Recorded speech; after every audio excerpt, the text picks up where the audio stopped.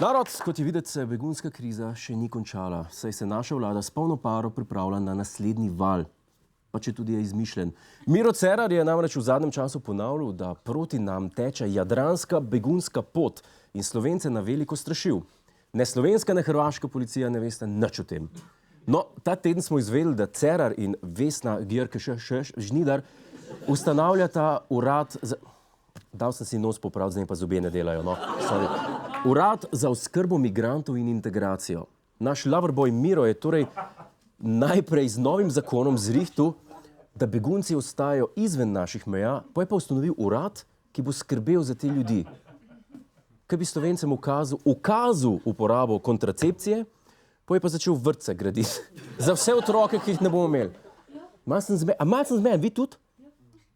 Narod moj, najbolje, da za več pojasnil pokličemo našega posebnega poročevalca, Janeza Ivana Novaka, diplomiranega Slovenca in strokovnjaka za begunce.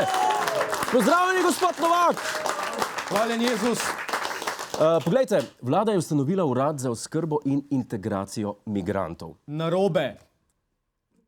Ministrica za notranje zadeve Vesna Györkös-Žnidar je v pogovoru za STA pred časom dejala... Ona je tudi narobe.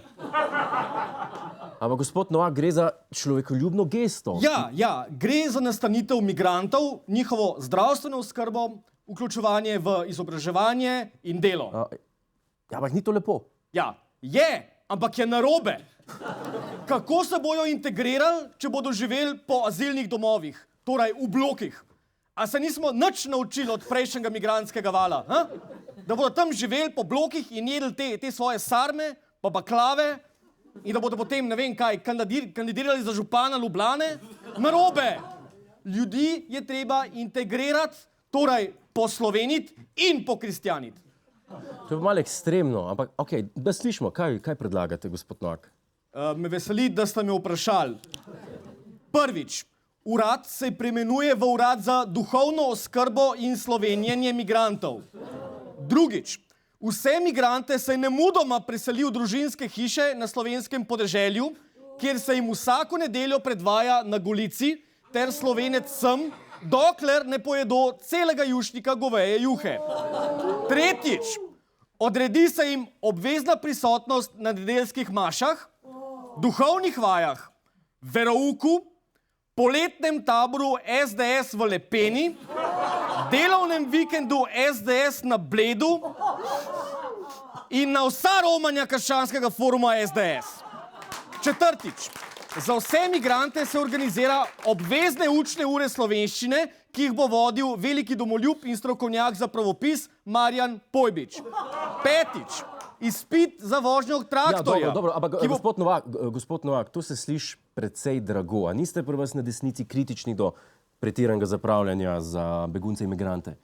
Kaj smo proti? Če se pravilno zapravlja, to ni zapravljanje, ampak investicija v nacionalni interes.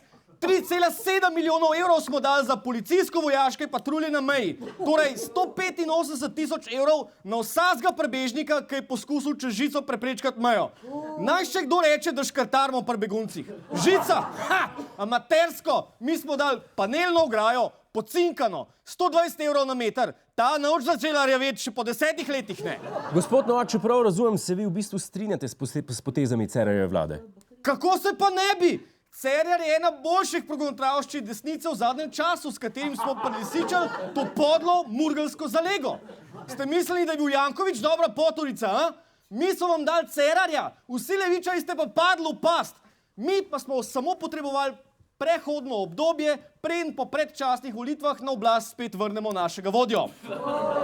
Ampak ne podpirate pa urada za oskrbo in integracijo migrantov, kot ga predlaga Cerar. Dajte, kolikor je v Sloveniji problemov, toliko uradov bi potrebovali, da se ti problemi rešijo. Problem pa je, da te urade vedno urejajo vaši politiki.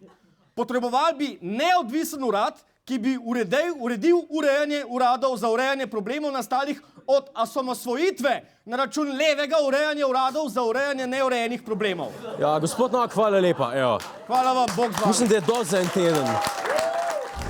Hej, živjo, Jure tukaj, to je naš YouTube kanal. Kliknite na ta gumb in se naročite, da boste na tekoče. A ja, pa polajkajte nas na Facebooku in na Twitterju. In vsak četrtek ob 10:30 nas pogledajte na Planet TV. po pameti.